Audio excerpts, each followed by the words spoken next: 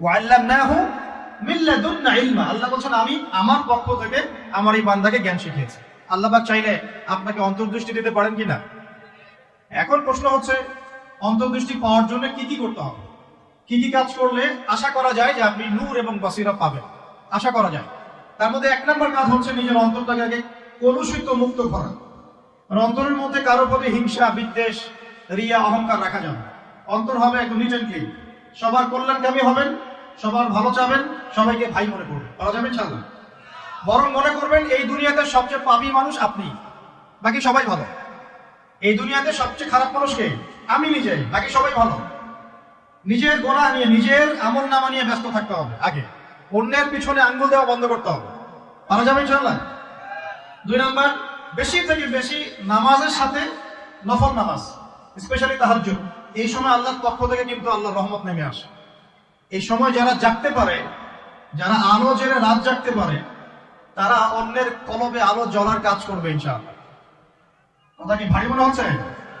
না, বলছি যে জাগতে হবে রাত, আলো জেলে রেখে, উৎসবের উৎসাহে। একটা কথা আছে না, ওই যে আমাদের সেকুলার যে কমিউনিটি গুলো আছে, ওদের সাংস্কৃতিক ডিপার্টমেন্টে এই কথাগুলো আলোচিত হয়। তারা বলে যে রাত জাগতে হবে উৎসবের উৎসাহে। আমরাও ইনশাআল্লাহ কোরআন এবং সুন্নাহ নিয়ে রাত জাগবো ইনশাআল্লাহ, পারবো ইনশাআল্লাহ। 3 নাম্বার, দান সদকা বেশি বেশি করবে। দান সদকা করবেন তো ইনশাআল্লাহ? আচ্ছা, এই মাদ্রাসার উন্নয়নের জন্য দান চেয়েছে, আমি আপনাদেরকে বিরক্ত করবো না, ভলান্টিয়াররা হয়তো ভিতরে ভিতরে যাবে, আপনারা চুপচাপ আলোচনা শুনতে থাকবেন আর নিজেদের মধ্য থেকে যা পারেন তাদের হাতে দিয়ে দিবেন। বিশৃঙ্খলা করবেন না, আলোচনা দিকে মনোযোগ দিতে থাকেন। 4 নাম্বার, জিকির, আল্লাহ পাকের জিকির বাড়াতে হবে। কি করতে হবে? আল্লাহর জিকির 24 ঘন্টা চলতে থাকবে। অহেতুক কথা এবং কাজ বন্ধ করবে, অহেতুক কথা কাজ বন্ধ। এই যে আমরা এখন অনলাইনের যুগে প্রচুর অহেতুক কথার কাজ করি, যে কথায় কোনো কাজ নাই, যে মানে কাজে কোনো কাজ নাই, সেগুলো করতে থাকি আমরা। আল্লাহ পাক আমাদেরকে অহেতুক কথা এবং কাজ থেকে হেফাজত করুন বলি আমি। আত্মশুদ্ধি বলছি ভাই, আত্মশুদ্ধি অর্জন করা, আল্লাহর নূর পাওয়ার জন্য আমাকে আপনাকে প্রথমে নিজের মনটাকে পবিত্র করতে হবে। 1, 2, আমাদেরকে সালাতের পাশাপাশি নফল সালাত বাড়াতে হবে। 3 নাম্বার, দান সাদাকা বাড়াবেন বেশি বেশি। 4 নাম্বার, আল্লাহ পাকের জিকির বাড়িয়ে দেন, আল্লাহ পাক তৌফিক দান করুন। 5 নাম্বার, কোরআন তেলাওয়াত করতে হবে প্রত্যেক দিন, প্রতিদিন কমপক্ষে 1 ঘন্টা করে কোরআন তেলাওয়াত করতে হবে। রাজি আছেন ইনশাআল্লাহ? রাজি আছেন? কোরআন তেলাওয়াত করতে পারেন না কারা কারা? হাত তোলেন দেখে একটু, লজ্জার কিছু নাই। কোরআন তেলাওয়াত করতে সুবহানাল্লাহ, আপনারা পারেন না? আচ্ছা, হাত নামান। হ্যাঁ, বলছি। যারা কোরআন তেলাওয়াত করতে পারেন না, আমি 2টো অপশন বলি। 1, স্থানীয় কোনো মাদ্রাসায় গিয়ে উলামায়ে কেরামের কাছে বসে বসে কোরআন তেলাওয়াত শিখবেন এই রমজান মাসে। রাজি আছেন? এই রমজান মাসে শিখতে হবে, রাজি আছেন? আরেকটা অপশন, অনলাইনে কোরআন শিক্ষার অনেক কোর্স চালু হয়েছে, বিভিন্ন একাডেমি কোরআন শিক্ষার কোর্স করাচ্ছে।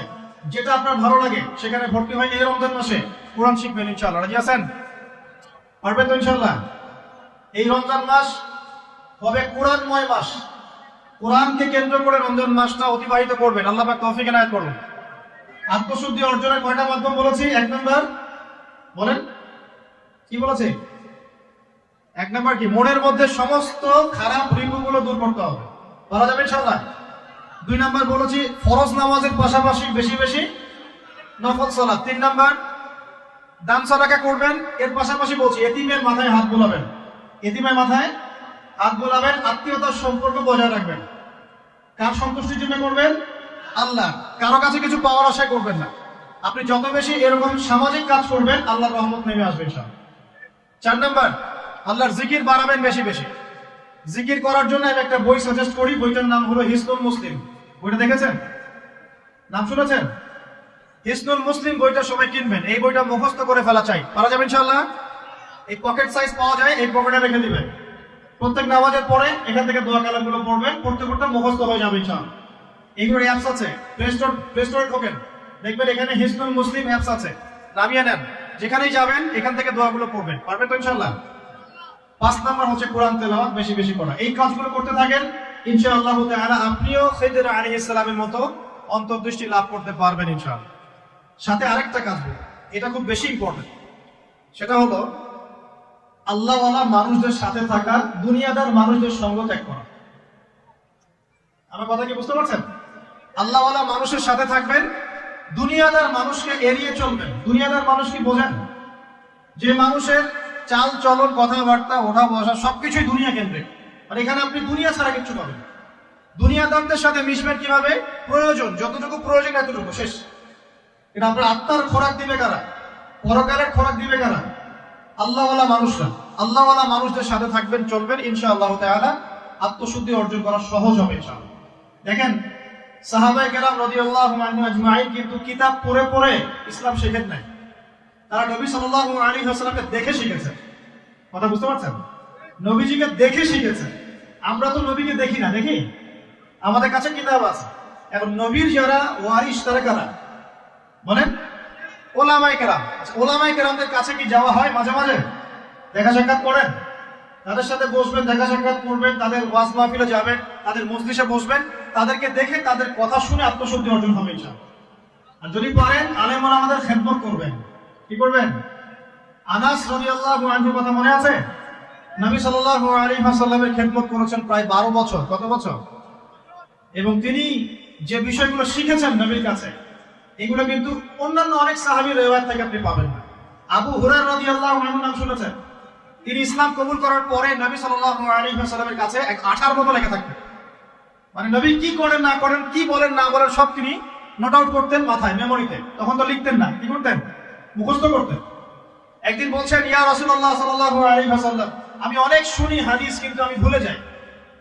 আমি হাদিস শুনি কিন্তু ভুলে যাচ্ছি, কি করবো হে আল্লাহর নবী?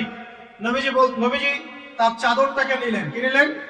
কি জানি একটা পরে নবী সাল্লাল্লাহু আলাইহি ওয়াসাল্লাম এভাবে হাতে নিয়ে তার চাদরে ঢেলে দিলেন, দিয়ে চাদরটা পরিয়ে দিলেন। আবু হুরায়রা রাদিয়াল্লাহু আনহু বলছেন, এরপরে আমি কোনোদিনও হাদিস ভুলে যাই নাই। এই জিনিসটাকে কি আপনি বিজ্ঞান দিয়ে ব্যাখ্যা করতে পারবেন? বলেন তো, কোন যুক্তি, দর্শন, বিজ্ঞান দিয়ে এই যে ঢেলে দেয়, এটা আবার সেই ঢেলে দেওয়া নয়। কিন্তু কথা বুঝতে পারছেন কি? নবী সাল্লাল্লাহু আলাইহি ওয়াসাল্লাম যা দিলেন, আল্লাহ পাকের পক্ষ থেকে যা দিলেন, এটা কি বিজ্ঞান দিয়ে ব্যাখ্যা করতে পারবেন? যুক্তি দিয়ে ব্যাখ্যা করতে পারবেন? তাহলে আমি যে বলি যে বর্তমান শিক্ষা সেক্টরে একটা শিরক চলছে। কি চলছে? আমরা তো কবর পূজা, মাজার পূজা, শিরক খুব ভালোই বুঝি না? কিন্তু আল্লাহ পাকের হালালকে হারাম করাও যে শিরক, আল্লাহর হারামকে হালাল করে নেওয়াও যে একটা কুফরি, এটা বুঝতে চাই না। তাই না ভাই? মদ হালাল না হারাম? তা আমরা যে মাশাআল্লাহ হালাল মনে করে খাওয়া শুরু করেছি, কি হচ্ছে না? বর্ডার অঞ্চলে এগুলো বেশি হচ্ছে না? আপনারাই তো সাক্ষী। সুদ হালাল না হারাম? তা আমরা যে ফরজ করে নিয়েছি এখন সবার ঘরে ঘরে সুদ, এখন এটা কি আল্লাহ পাকের হালালকে হারাম করা হচ্ছে না? আচ্ছা, আমরা অনেক কিছুই বুঝি। এই যে হাতে আংটি পড়েছি শিরক হয়ে যায়, যদি এই নিয়াতে পড়ি যে রোগ ভালো হবে, এগুলো তো বুঝি। কিন্তু পুরো বিশ্ব জুড়ে অর্থনৈতিক ক্ষেত্রে যে একটা 9-6 আমরা বলি কাপঝাপ চলছে, এটা আমরা বুঝি না। এগুলো বুঝিও না, এগুলোর ব্যাখ্যা করতে পারি না। কেউ ব্যাখ্যা করলে তার সমালোচনা করে ধুয়ে রেখে দিয়ে, এইগুলোতে আমরা মাশাআল্লাহ ওস্তাদ। তো আমি রিকোয়েস্ট করবো যে ইকোনমিক্স নিয়ে আগে পড়াশোনা করে, ওয়ার্ল্ড অ্যাফেয়ার্স গুলো পড়াশোনা করে।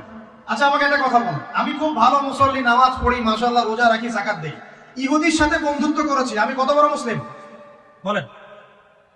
আমি খুব বড় মুসলিম, আমি নামাজ, রোজা, হজ, যাকাত সব করি, একদম আপনার ঘরে ঘরে মসজিদ বানিয়ে দিচ্ছি। মনে করেন আমার কথা বলছি, মনে করেন এক্সট্রা আমি নামাজ, রোজা, হজ, যাকাতে 100 মাশাআল্লাহ, দান সৎকার করছি মাশাআল্লাহ, কিন্তু আমি ইহুদিদের সাথে বন্ধুত্ব করেছি। তাহলে আমাকে আপনি কি বলবেন? হ্যাঁ, এইটা তো বোঝেন না। তাহলে মনে করেন আমি এমন কোন শক্তির সাথে বন্ধুত্ব করেছি পুরো বৈশ্বিক প্রেক্ষাপটে, যারা মুসলিমদেরকে সারা বিশ্বে হত্যা করছে। তাহলে আপনি কি আমাকে ভালো মুসলিম বলবেন? তাহলে আপনি আমাকে আমিরুল মুমিন বলবেন? এতটুকু বোঝার জন্য আপনার কি মুফতি হওয়ার দরকার আছে?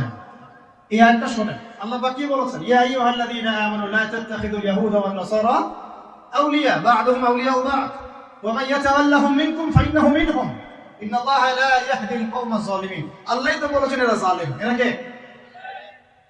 শুধু এক কেন্দ্রিক সঠিক বুঝলেই হবে না, পুরো বৈশ্বিক প্রেক্ষাপটটা মিলিয়ে নিয়ে, ওয়ার্ল্ড অ্যাফেয়ার্স, ইকোনমিক্স সবকিছু মিলিয়ে আপনাকে সঠিক বুঝতে হবে।